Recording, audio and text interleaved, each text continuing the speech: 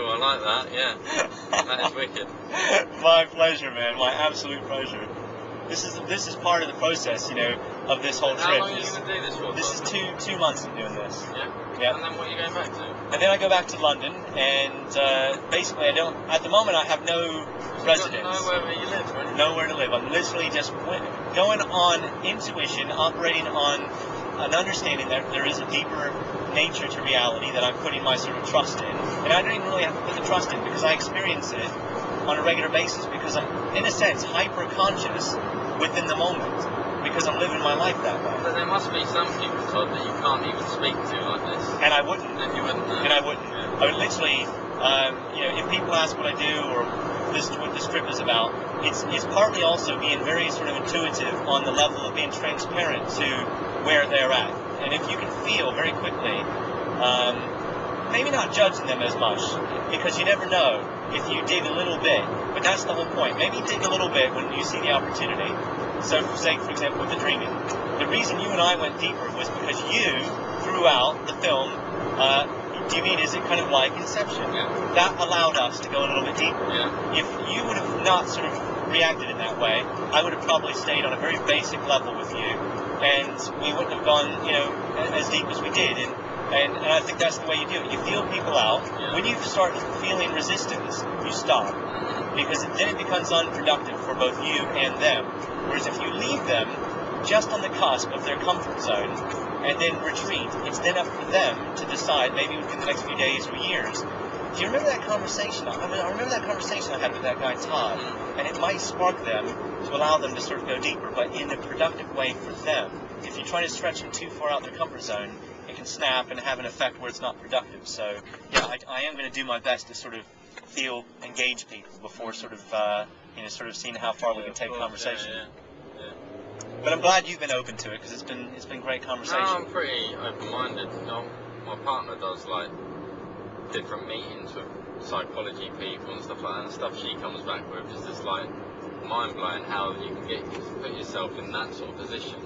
And some of the questions that are asked to bring people closer, and I've done team building stuff and that like that before, similar, and it does make you think slightly different. But yeah, no, sleeping is quite a bad thing for me, really. Well, you now have a few tools at your disposal with, and I promise you, and if I feel you... more relaxed even thinking about it. It's really weird. This is great. Yeah, Fantastic. Then you know we've had a great value exchange too, just like with the chat yesterday. So you know if you feel a little bit more relaxed about it, and it can be if you really, it's what you want it to be. If you want to sort of lie there and stress yourself, fine, then do that. If you don't find it very productive though and rewarding, all you have to do is change your behavior slightly. You've already got the notepad next to your bed. That is brilliant. I mean, I tell people this is one of the tools for dream recall is to keep a notepad next to the bed. So you're already halfway there. You just have to sort of focus on something differently, and the focus becomes you wanting to recall your dreams. And then your wife, soon enough, is going to become so impressed. She's going to think, where did all this come from? Yeah. How did you suddenly get to the point of recalling 3 or 4 dreams in a morning and having these blockbuster films come out of your head? It'll be great. But do send me an email, yeah? Yeah, I will send you an email. Is that the only thing that you do then? No, I do go much deeper with people, and that's like a starting point, because I think because we all dream, that's like the baseline that we all sort of share. Yeah. You know, people don't have to retreat too deeply, they don't have to get frightened by it, and so once people start to have, you know, the recall of dreams, that's one thing. They become to a point where like, I feel like there's an aspect of my life that I'm remembering and I'm engaging more with, and I'm actually benefiting from, because maybe you wake up in the morning remembering a dream that inspires the hell out of you, and you just through that day, just being aware of the dream, it sort of has an effect on your day. You then get to a point of lucid dreaming where you become conscious within the dream state, and you can interact in the dream state, start to sort of maybe use it productively. Like say, for example, if you're a sports professional, you can practice your golf swing or your spot kick, you know, as a football player within your dream, and you can keep taking the kicks again and again. Every time you kick the ball into the net, instead of having to go get the ball, you materialize another ball and kick that into the net. So I do amateur boxing. But there you go. Find it beat the crap out of people in your dreams. Yeah, but that's fine. Yeah, you can do that. But when I go in and I spar, I don't concentrate very well. and I lose my concentration. Like, I know, I'm in my head, I'm saying, yeah, move your head to the left, move your head to the right, and I can do the moving bit. Yeah.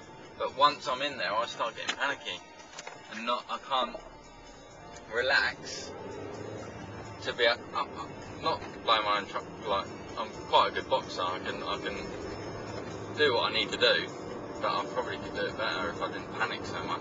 Fantastic. Then for you, this would be a perfect opportunity. Let's say you get to the point of having that first lucid dream.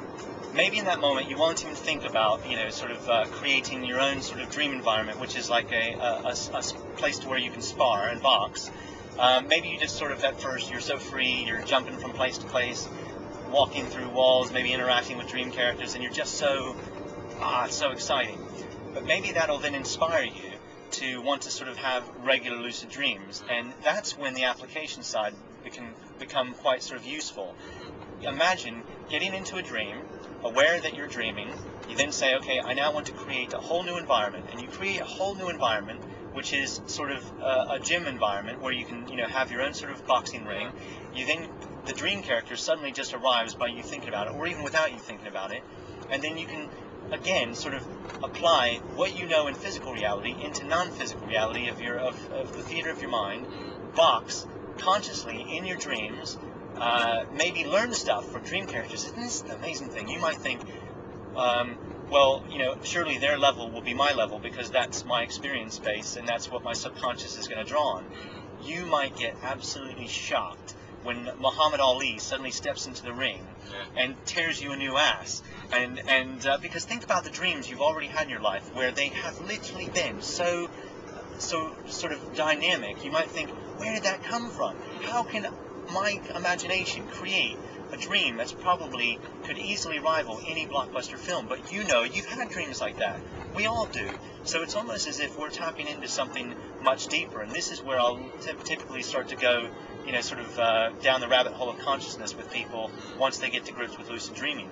How is this stuff being sort of rendered, the scenery, and everything being driven from a subconscious level, and what are some of the other sort of dynamics to it? So, but yeah, from that basic element, you can practice boxing within the dream state and then benefit from it in your waking state. So, you know, the only limitation is your courage and your imagination. That's it. You get into these dreamscapes and you're fully conscious, like I said, as you are now, driving this car in physical reality. You might even get to the point to where when you get back, when you wake up and you're lying there in bed, you might actually look around you and think, my God, this physical waking life now actually seems more dim than the dream I just came from. And you might, like in conception, have a false awakening even, and you might think you're awake, and you get up to go sort of maybe to go make yourself a cup of tea, and on the way you see like an anomaly in your house. Maybe there's a different photograph on the wall, maybe the floorboards are a different color, something like that, a different stain on the floorboards, and you think, holy crap, I haven't actually woken up, I'm still dreaming. And that's what's called a false awakening, which they were doing in the dream, with the dream within a dream. So right, have dude, fun. I'm going to drop you off here. Cool, man. I'm going to go up here and you want to go straight up, you want to go on the 27, or Yeah. you've got the town just here. So. Cool, excellent. I'll probably hang out in town for a minute, get a bite to eat. But let me give you my card. Yeah, bring your card and just jump out. Yeah. Thank you very much, Todd. Thank you, man. Enjoy, and I will stay in contact with you. That's my mobile. That's my mobile. Yep. Thank you very much. Done. Do I just push the button? Yeah, just open Yeah. it up and then